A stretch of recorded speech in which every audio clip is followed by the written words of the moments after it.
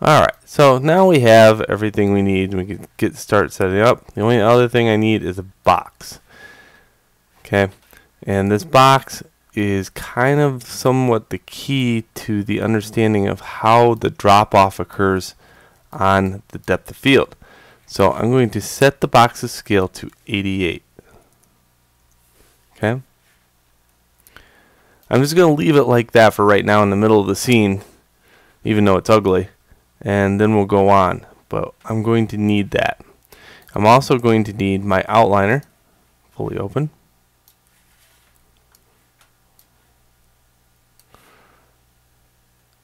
And that last cube,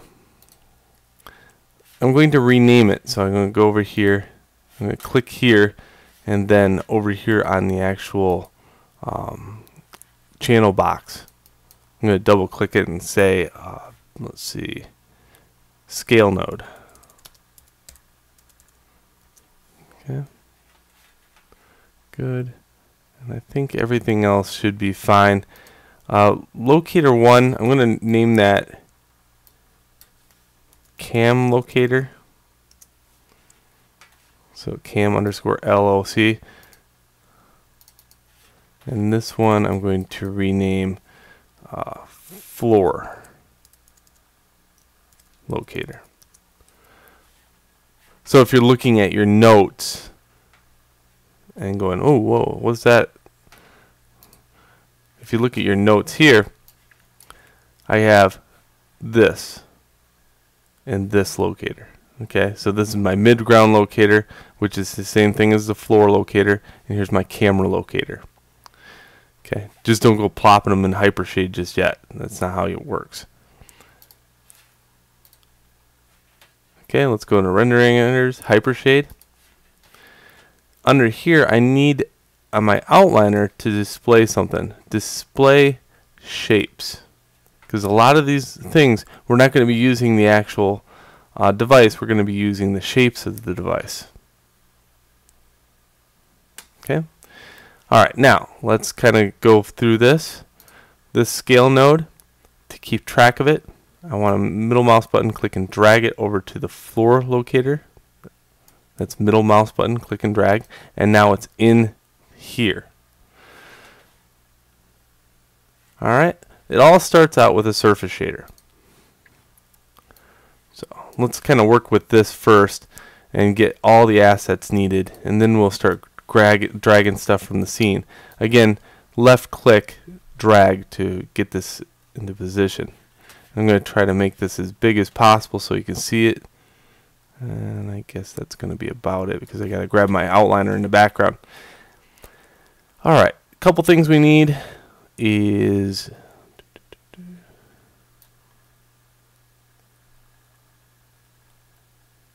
a ramp. I need 2 of these. And I need you to disconnect the 2D texture placement node. So just all you do is highlight both of them, delete them.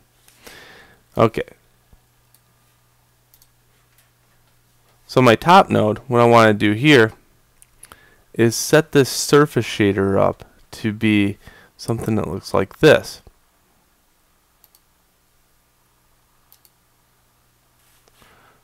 Here's my ramp. The top color, what I want to do is specify that as white. So on my ramp, I need to adjust that so the top color is white. And all I do here is have to delete one of these, and white will shoot up. So there's 3 points to this. Point 1 is white, and I drag that all the way up to the top. And this bottom one is black. Okay. Now the opposite stands true for this one. This one, I want black on the top, so I click here and then change the color to black. I can eliminate this bottom one, and the bottom one needs to be white. There we go.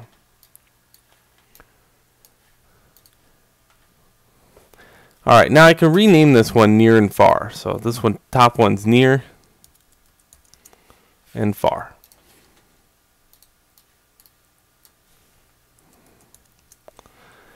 So what happens here is I need something set up so I can switch between these.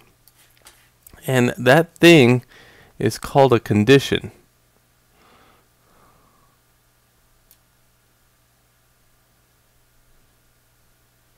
It's located right here, condition. And now what throws people is the actual icon for this thing looks like this, but it comes out to look like this, and this is the correct one. Okay? So what I need to do is plug this one into false and this one into true. And this one to this one, middle mouse button, click drag to default. Okay. So what I want to steal is the out color and connect it to the out color. So I should have something that looks like this, both black and white. Alright, now that's as complex as it gets right now. I want to actually stop this video and go to the next video where I can show you more things that need to be connected.